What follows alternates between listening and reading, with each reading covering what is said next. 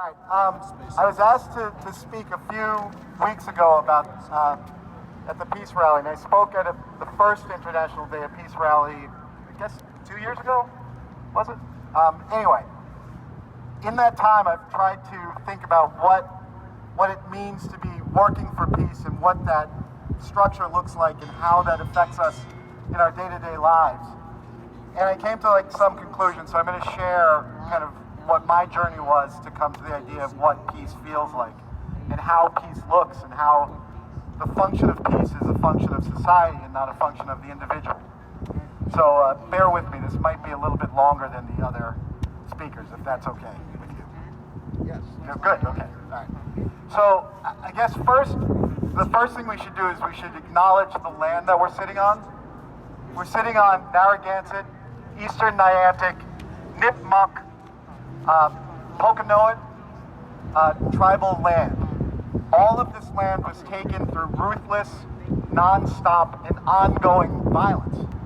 The land that we occupy, that we stand here today on, is literally somebody else's land, where they had lived, raised families, were mothers and fathers and children, and loved each other here, right here. And so sometimes I think we lose sight of what the history is of where we are and where we're at. And so moving forward from the conquest of this territory and all the pain and the suffering that was brought to it, we think about how the land we occupy was built and who cleared it, who worked it, who made it, and where the wealth comes from. Is that we sit at the State House where in previous iterations, they had organized, protected, defended the right to transport human beings from one continent to another to work the land here in Rhode Island. And that's something that we often forget, is the violence of dispossession is a real thing. And the violence of forcing families to be raised generation upon generation in enslavement is a foundational piece of the United States. And so we look at stolen land and stolen labor as we stand here, and that gives us context to move forward as residents of this land. Does that make sense? It makes sense to me. So when you think about that, you think about the culture that would have had to have done that. How it was possible that people who could be seen as good people one day are wielding a whip the next day. Or the people that could walk by and just see it and not say anything. And what kind of mindset that it takes for a doctor or for a landlord or for a lawyer to defend these really, truly horrendous and violent practices that this country is founded on. And that culture is stepped from one place to another. That it starts in Olney Street, but it ends in El Salvador. It starts in El Salvador and it ends in Afghanistan. And it goes from Afghanistan and it moves to the Congo. And it goes from the Congo and it comes home to Broad Street. That the violence of this culture belongs to each one of us equally, inside of our language, inside of our attitudes, inside of the way we use our words constantly. We have a history of viewing human beings as being instrumental, as being objects either to serve, to extract money from, to extract labor from, to extract life from in the cause of war. This instrumental idea of human beings being that I don't see the full human, I see the commodity. I don't see the full person, I see the work that comes out of them. I don't see their heart, I don't see their children, I don't see anything other than what they're able to be used for. And that is an ongoing legacy that started with Roger Williams and goes right to today with Donald Trump. This is an unbroken thing.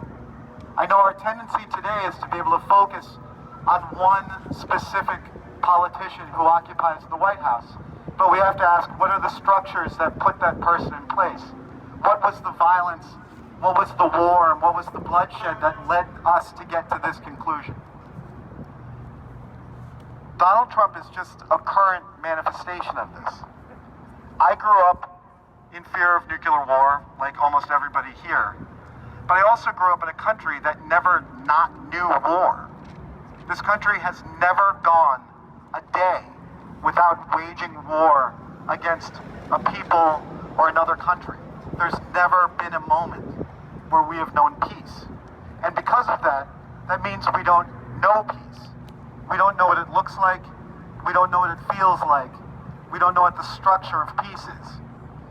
And we have to acknowledge that as we try to think about what are the structures that create a peaceful society, that this may not be it. That very truly, because of our instrumental nature of looking at other human beings, that maybe it takes a complete reframing of how we look at humanity in order for us to move forward. That it's not simply a matter of creating an absence of war or denying access to weapons or limiting the access to the ability to harm each other, but it comes more from trying to limit our ability to understand what it means to look at another human being and not see the whole person and not see that whole life that's sitting before us. And I don't think that this country, and I don't think that where we're at right now, we're able to do that. The struggle for peace is an ongoing struggle. The communities that lived on this land lived in peace.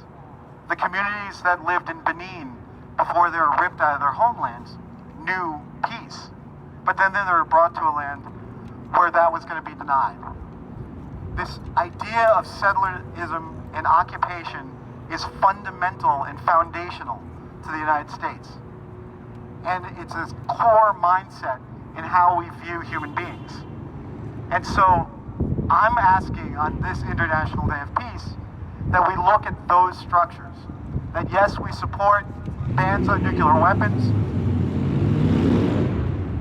that we look to disarm, disband, and abolish a prison system that takes 2 million people and locks them in cages, that we look at the 3 million people who are under state probation, that we look at the armed police, and we look at the violent attitudes that they carry with them and recognize that that's not a civilian, that's not a human war, that's an active act of occupation, the same as the act of occupation that brought the state of Rhode Island into existence.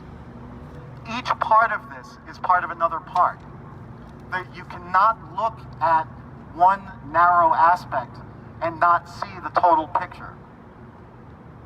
Yes, we have a military that is larger and more ruthless than any military that has ever existed on Earth.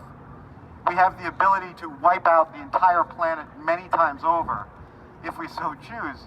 But we also are producing brothers and sisters who are willing to man those weapons, who are willing to pull those triggers, who are willing to put on a badge and beat on another person. That is a structure of peace, and that's a structure of a peaceful movement, is to look at what makes that a desirable outcome for a human being. Was it economic pressure that drove a human being to decide to put on a uniform and shoot another person? If that's the case, then we need to look at our economic structure and say, does it carry the same ideas of human instrumentality that caused the occupation of the United States in the first place?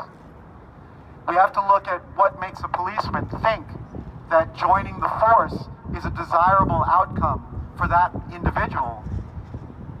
Was it power? Was it a desire to control? Was it a desire to do better? And if that's the case, we need to look at those attitudes and say, is this coming from a place of inclusion and peace? And if not, we need to get rid of it. It's not a matter of saying this is a system that can be reformed, because this is the system. We can take a part and remove it, but then another part rises up in its place. We saw the Cold War end in the late 90s, only to see the rising of a new type of colonialism that the United States was waging. And that warfare, which is economic in some cases, but also actively shooting at women, children, moms, dads, babies, every minute of the day, that we dropped one arm only to raise another one. And is that the path of peace that we want? So, yes, I agree that we have to actively be seeking to limit nuclear weapons, and there should be a global ban of nuclear weapons.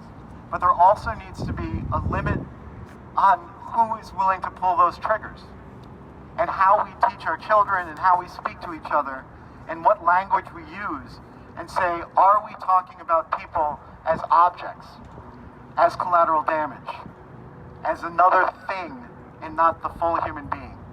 And that the cause of peace is much larger than our militarism, that it's as large as a landlord causing an eviction, and it's as small as waging war in another country.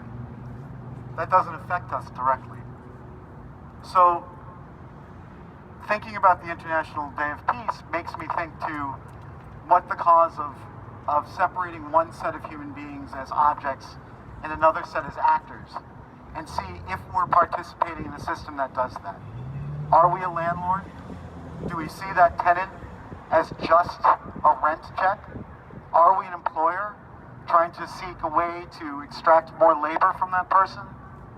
Are we a person who sees our partners as objects and not as fully human?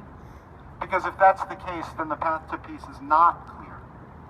But if we can remove ourselves from that and start to see the full humanity of every single person around us and across the planet, and see them as members of the same society, with the same hearts, the same souls, and the same desires that we all have, then we can move forward to a place where a ban on nuclear weapons is more meaningful, where economic sanctions would affect our hearts and our ideas of solidarity, where every step of our path towards peace is one that's rooted in seeing the struggle that happens in El Salvador, the Congo, South Africa, Yemen, as part of our individual struggle, that we recognize our family in kinship in a struggle for peace. So that's all I got. Thank you, guys. Yeah.